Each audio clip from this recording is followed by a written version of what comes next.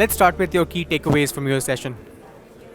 I think there were multiple takeaways and some very good ones. I really liked some of the ideas that were expressed by my fellow panelists. And what was really very heartening was that, we talked a lot about collaboration, and it was so good to see how everyone is now more open to the idea of working together in order to solve the social problems that we are looking at.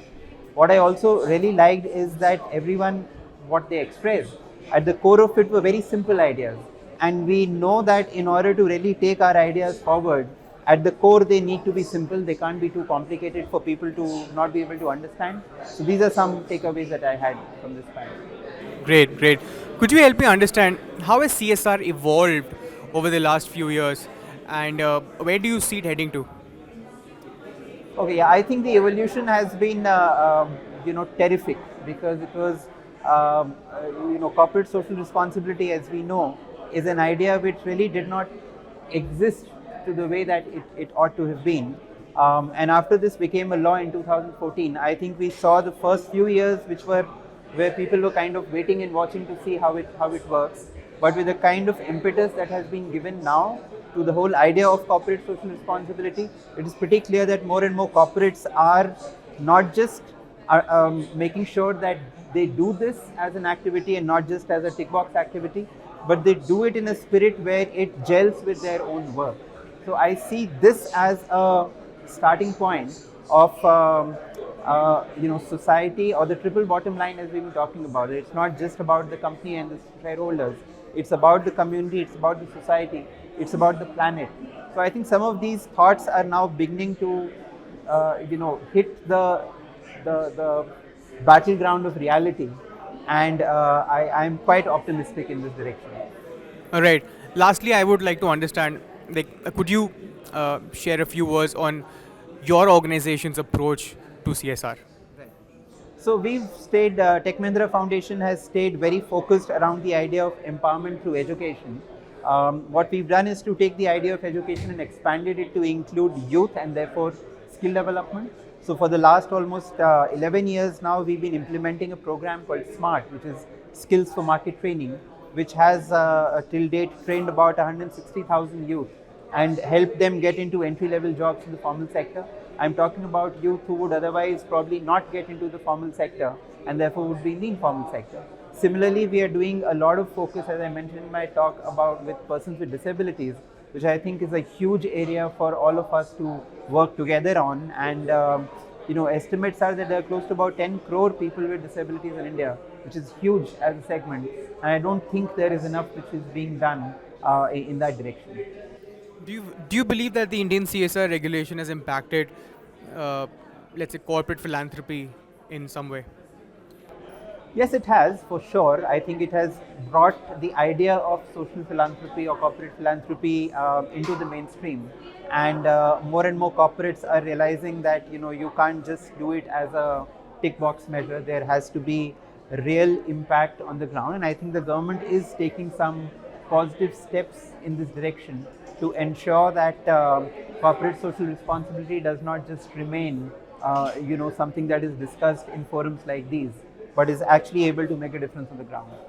So thank you so much for sharing your time with us, and Pleasure. Thank you pleasure. so much.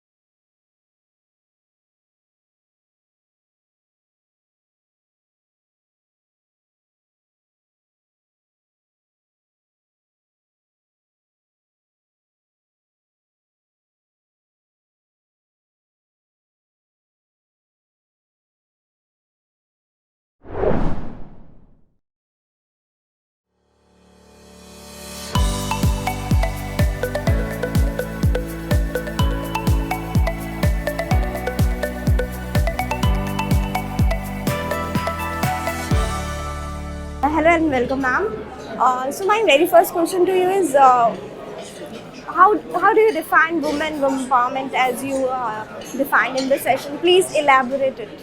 Women empowerment is when women are given the access opportunities equal to men, and also that they have the respect and their dignity is protected in by the whole society, and also that they are given all the rights as a citizen of India, not just as a mother, daughter, sister, but as a person, as an individual. So, ma'am, how do you define the same empowerment in the family? Like, as you said, it is not only about being a mother, daughter, and being a woman in the family. How do you define it in the I family? think within the family, what women get is a lot of love, respect, and also a lot of expectations, very high expectations. Because Indian families, they say, "Oh, she's our izzat," but what they don't get is an agency. Yeah. An agency would mean that she trusts her decisions, believe in her, let her have the confidence, the self-confidence, so that she can move around in society as any other person. But normally we are not doing that. We are just not giving her enough agency, and that's, I would consider, family and parents are responsible. They have to start thinking differently for a girl. She needs more than the boys. Okay, ma'am. So, how do you see the education and employment in terms of empowering women of this era and the 21st century? Education is the way which helps women to come out of this whole subordinated status. Today whatever is happening in my life or your life or many other women's life is because we are educated, we know. So even if you have best of the laws, best of the policies and programs, whatever, but unless you are educated you can't access and learn. But that's not enough. Only education is not enough, because both sides have to change. Men have to be equally educated. So I think it's important that women are given the access. Education is not only for learning things, but also education is beyond learning. Just you have to know a way of life where everybody is equal. There is unity. There is of ideas. There is unity of existence, and also there is a respect. So I feel that that's something which, unless we all learn through education, is not some, I don't call it education. Education is important, as I said, and education is what brought us here today, so that we have the ability to think and analyze and understand. But to change, you have to go a step beyond education.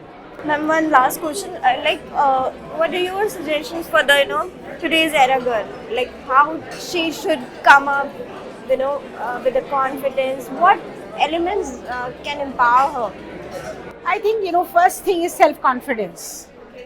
You have to. Every woman has to.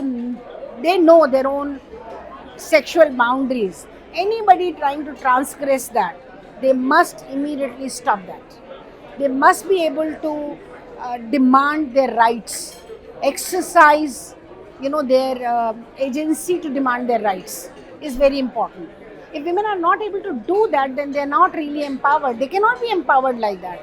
So you have to have women who have the agency to be able to decide and to exercise enough, power to be able to protect themselves, to be able to educate. We need nobody's protection.